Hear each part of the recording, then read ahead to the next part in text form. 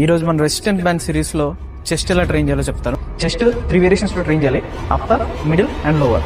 ఈ రోజు resistant bands ఎలా చేయాలో చూపిస్తాను చూడండి. అంటే ఈ రెసిస్టెంట్ బ్యాండ్ లాక్ చేసేది ఏదైనా పర్లేదు, కరెక్ట్ ఈ మోకాళ్ళ హైట్ లో లాక్ చేసుకోండి.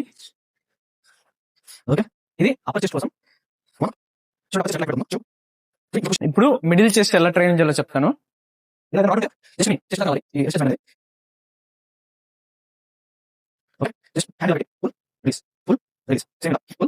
మీ ఇంట్లో ఇలా హైట్ ఉండే దాంట్లో ఏదైనా అడ్జస్ట్ చేసుకుని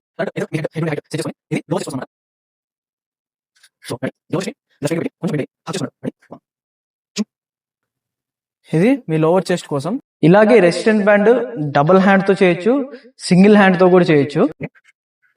ఇలాగే లోవర్ చేయొచ్చు, ఇలాగే కింద టైట్ చేసుకొని అప్పర్ కూడా చేయొచ్చు. ఇట్లాగే ఎప్పటికైనా గోల్డెన్ వర్కౌట్ ఏంటంటే పుషప్ చెస్ట్ కి. సో ఇది ఫ్లాట్ పుషప్ అన్నమాట. మొత్తం చెస్ట్ యాక్టివేట్ అవుతుంది, మిడిల్ ఎక్కువ ఫోకస్ అవుతుంది. ఇలాగే మీరు ఇంక్లైన్ చేయాలంటే ఇలాంటి హైట్ దాని మీద పుషప్ కొడితే ఇంక్లైన్, ఇలాంటి దాని మీద